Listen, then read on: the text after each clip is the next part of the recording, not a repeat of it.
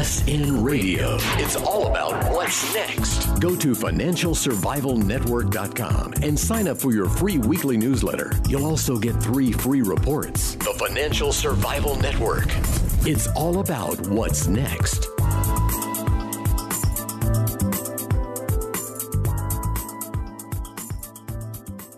Welcome. You're listening to the Financial Survival Network. It's Kerry Lutz. We've got Danielle Park back with us, the woman who saw it all coming. Well, not all, but the general outlines of the deflationary implosion of housing prices, of commodity prices, and of the failure of QE. Well, Daniel, let's face it. We all knew that QE was not going to work in the long term, didn't we?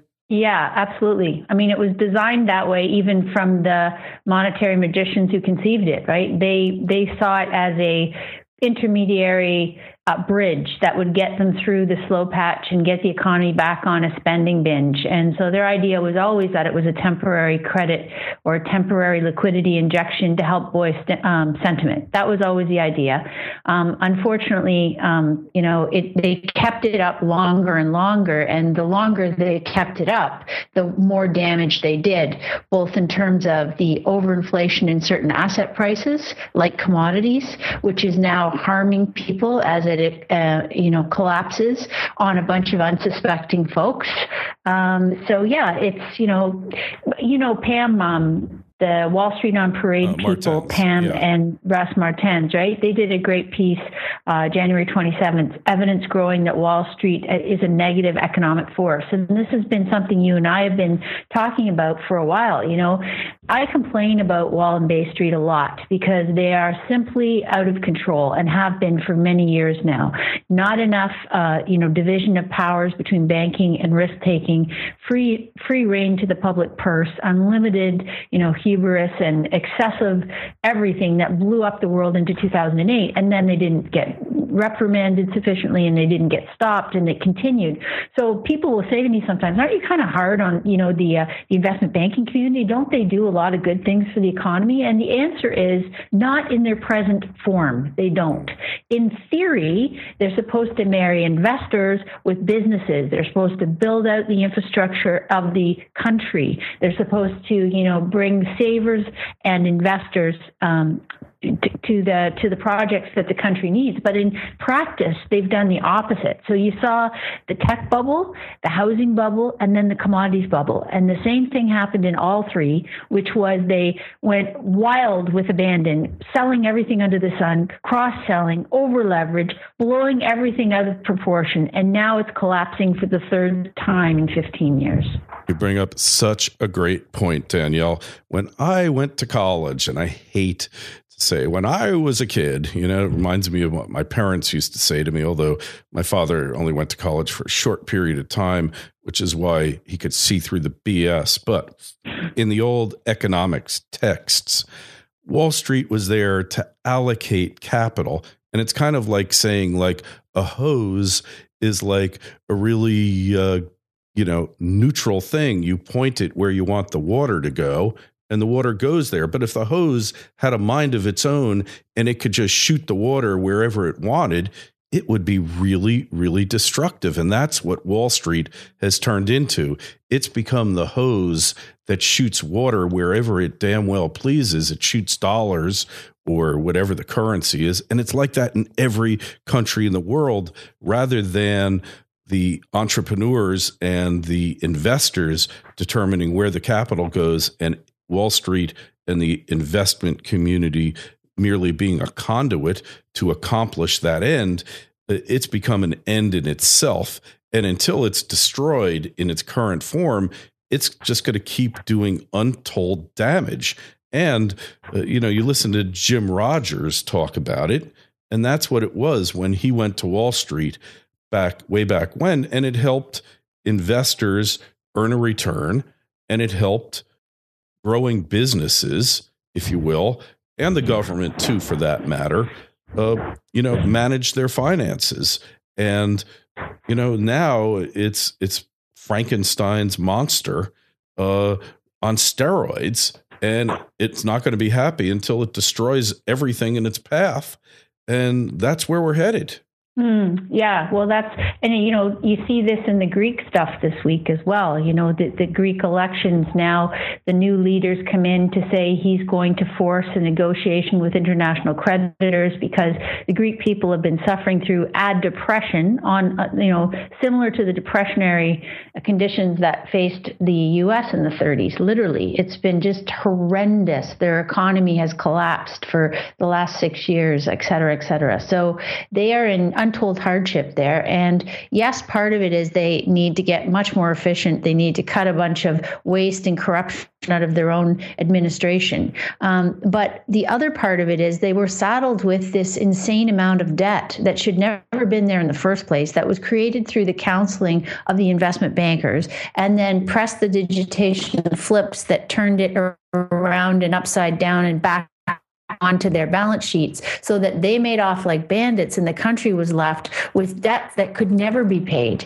And it's been crippling. So it's interesting. I'm watching with quiet interest as to how this all goes in Greece, because, they don't really have a platform of strength to negotiate with the ECB or the EU members on this, because they simply can't pay. So, it's back to that, if you owe someone a ton of money, is it their problem or your problem? Well, in this case, it's the creditors, because Greece can't pay, period. Now, it doesn't put them in a strong bargaining position, but it does allow, perhaps the truth to get out here, which would be that they need to leave the EU, or at least the euro, maybe not the EU, but the euro, and have that currency float lower. And that would be the thin edge of the wedge here, in admitting that the bankers' designs and manipulation never was going to work. And then we've been through this phase of the last 4 years of absolute nonsense and highly destructive.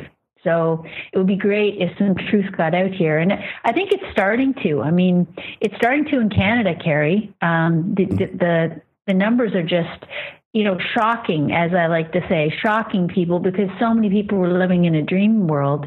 They didn't realize that commodity prices were artificially inflated by all the derivatives trading and investment bank nonsense that was going on. They thought it was a price indicator of demand in the world. They were pumping out product with the assumption of $5 gasoline and $100 plus oil, and it never occurred to them that things could be, 60, 70% below that. And so revenues are imploding. Alberta's going into recession. The housing market there is already turning down. It'll not be long before it spreads to Bay Street, which means the Toronto housing market as well, because finance is inextricably joined to commodities and energy in Canada as well as America. You have that definite, the two prongs that work together to inflate the thing, and then when it blows, they are both the two prongs that take it, the hardest. So the numbers are starting to come out, and it's not good. The federal budget is being delayed in Canada, hoping that by April, something different will look better with the math. But when you've just lost 60% of your revenue, Kerry, in a matter of months, it's a hard one to bounce back from.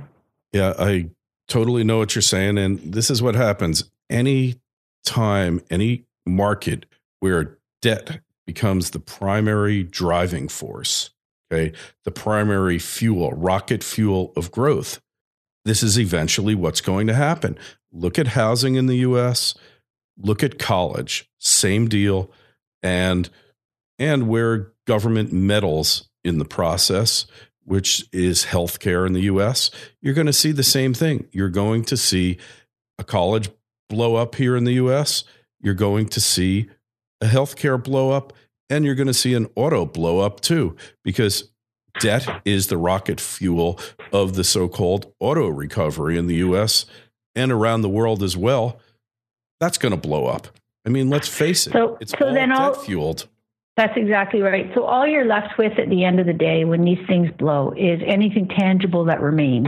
So like the tech bubble before it, all those companies and all those bankers and all those people that thought they were investing in that space in the last few years, their capital was blown completely to pieces, and their shares dropped by, 70, 80%. Many of them went out of business, and it took years and years for anyone who was recovering in that space to make their way back in terms of price recovery. recovery. And so it was, what was durable and left from that was the infrastructure, the, fiber optic cable, the things that were in the ground that were left to help for the decade after that. And we have benefited from that. So what's left this particular cycle, one has to ask. And I think the answer is increased supply in most commodities, which is beneficial for the next decade or so, because we've got extra supply and inventory everywhere you look. So that's good, but let's not confuse that with the investment thesis, because the people that were thinking they were investing in that space in the past few years have lost all those gains and then some. And we're not through it yet. We're still probably, typically the oil price collapse in each recession has taken, for example, oil and gas rigs in the U.S. down by about 50%, Kerry. So far, we've maybe seen a contraction of about 15% of rigs are closing down. But the way that works, you're still going to have increased supply in 15, probably 16. So no wonder, and here's the other dynamic, which we've mentioned. When these companies are so indebted now in general, and when you're a heavily indebted entity, even when your revenue begins to fall or demand falls, you pump with all your might because you are desperate for cash flow. And that is why the market will continue to flood. And as I say, people who thought they were investing and thought this is the hare and the tortoise, the people who thought they were the hares racing on ahead and getting somewhere are discovering that they're way back from not even where they started in many cases, but before that. And that's why I'm not enamored of levered booms. People will say, well, isn't it great fun while it lasts? Isn't it wonderful? Yeah. Isn't it progress? And I say, well, it's more like a carbuncle. A carbuncle that blows takes the meat with it. There's nothing but a hole afterwards. It's not like you give back some of your gains. It's like you're standing in a hole. And that's what happens as an investing experience typically in this environment. That's a nasty visual, but it is effective. And unfortunately, it's just further proof that the guy who said it, and I can't remember off the top of my head, who said that the only thing that humans learn from history is that they don't learn from history, is yet once again proven correct. And all of these emerging economies, Danielle, are like back to square one again. Where they thought they were really going someplace. And you look at it, South America, you look at all of these new high rises in various places, and you say, wow, these countries are really coming up in the world. You look at houses they're building and, in terms of amenities, granite countertops in the kitchen and really attractive bathrooms, and saying, wow, it's like they're getting up there, catching up to the first world. And then you look at it and you say they're totally unprepared for what's about to slam them. They don't have a clue. And more importantly is, politically they're unstable and they're just in for a world of hurt. Yeah. And again, people thought that was like a long-term investment commitment, right? That capital had come there in the interests and noble pursuits of building their country and ameliorating poverty and, bringing democratic forces forward in the world and all those noble purposes. In fact, it was just hot free cash flowing out of other places looking for quick return. And, I've tried to distinguish between hot flows and investment mentality over the years because it's the only way I know to protect capital from believing it's investing when in fact it's gambling.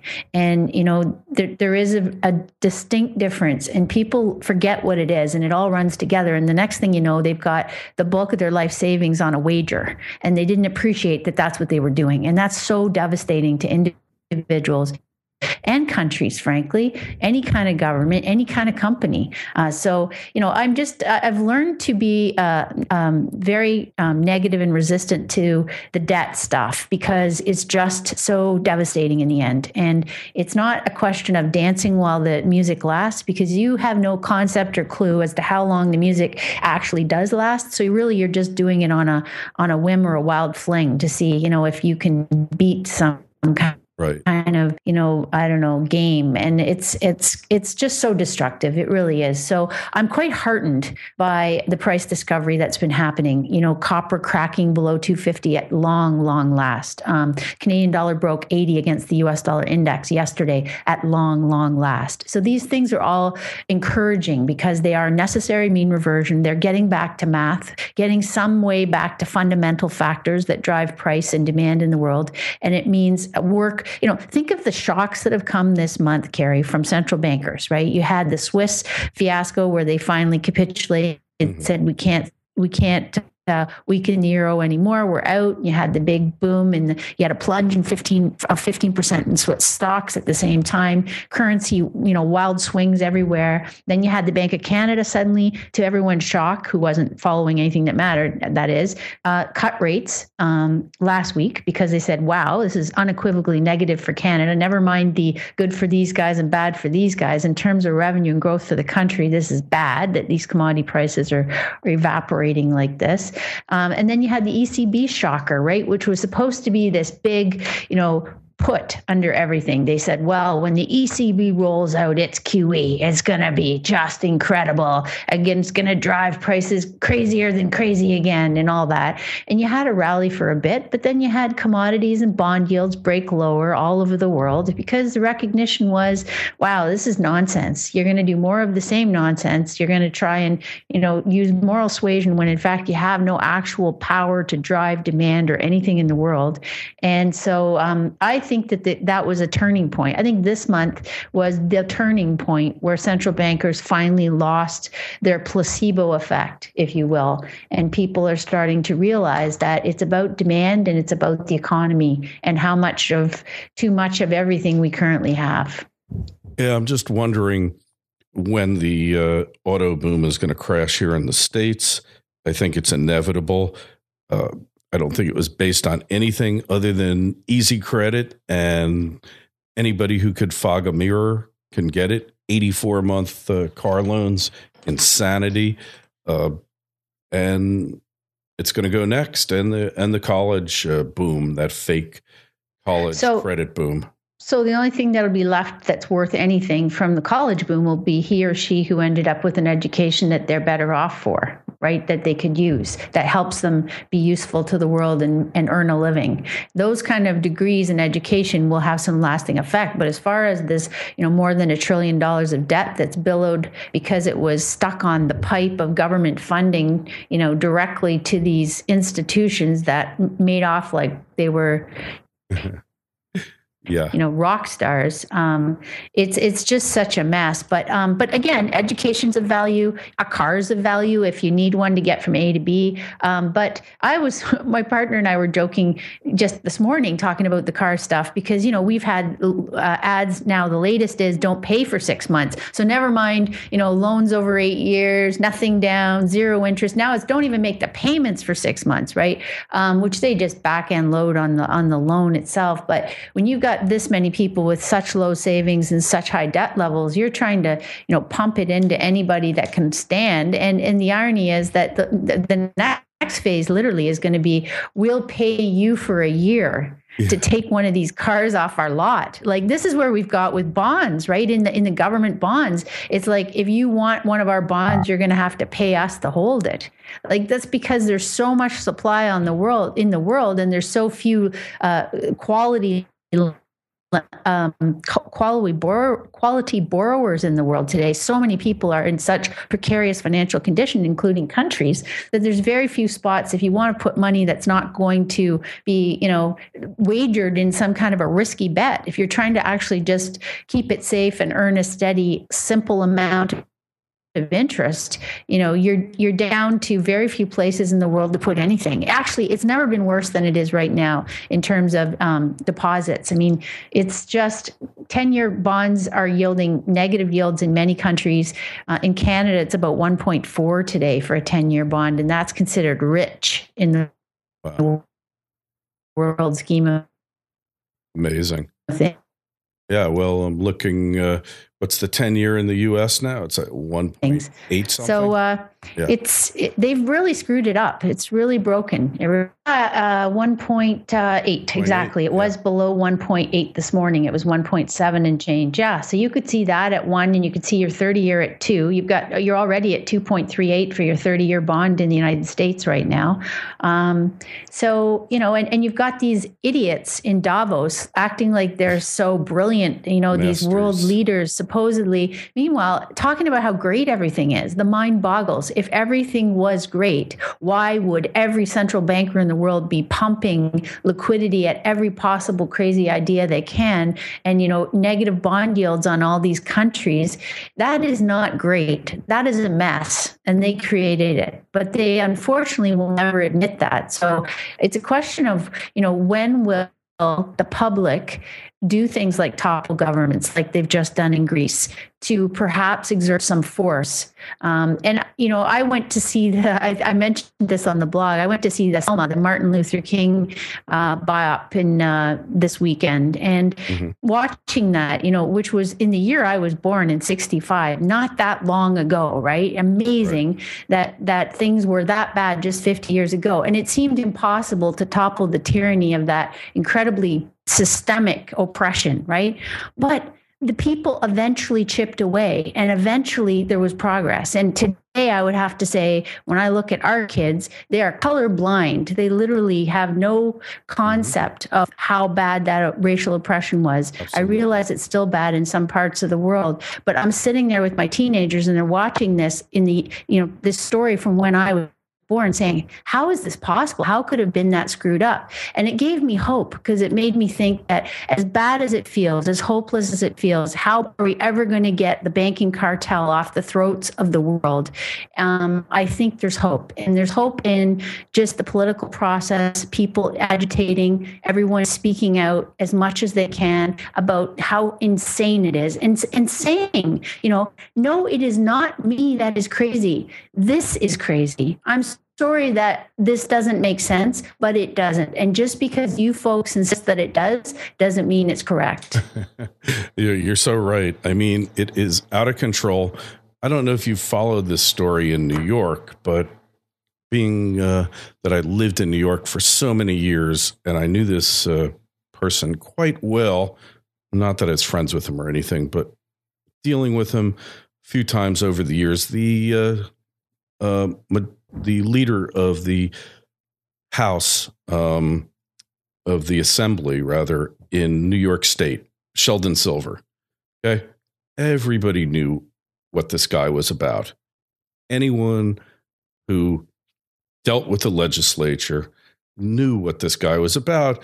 And they just found out he just was indicted last week, arrested, millions of dollars, in cahoots with these personal injury law firms, asbestos lawsuits. His firm even has a special courtroom in New York State Supreme Court. That's our trial court in New York, if you're not aware. And basically, they would his firm's suits would get royal treatment through the court. They'd even, if there was a jury trial pending, they'd get the jury pool first.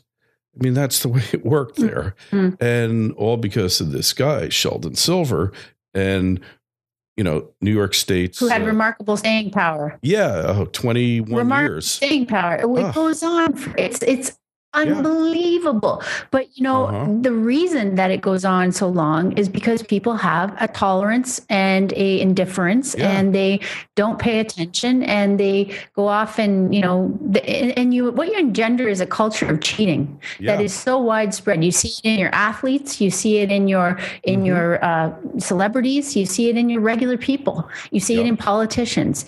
It's top down. If everybody at the top is cheating and rigging and stealing, then everybody below them, well, not everybody, thank God, but a lot of people say, well, why not? Why not? Everybody's doing it. What you really do need is a zero tolerance phase that scares the bejeebers out of people because everyone starts getting rounded up, and the response has to be heavy-handed, which is not exciting. No one likes that. Everyone's worried about the state coming, being too oppressive. But the pendulum must swing back, and we've got to a point where everyone feels they are untouchable. They can do whatever the hell they please, and nothing happens. And that's why we've got such a mess.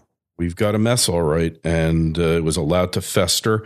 And now he's after the governor, too, it appears, and let the chips fall where they may.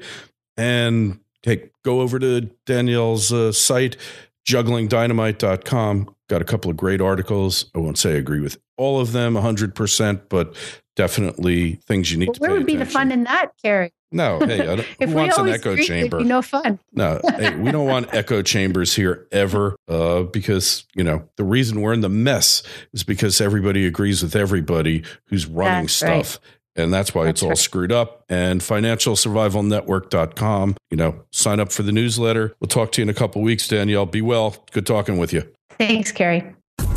FSN Radio. It's all about what's next. Go to financialsurvivalnetwork.com and sign up for your free weekly newsletter. You'll also get 3 free reports. The Financial Survival Network. It's all about what's next.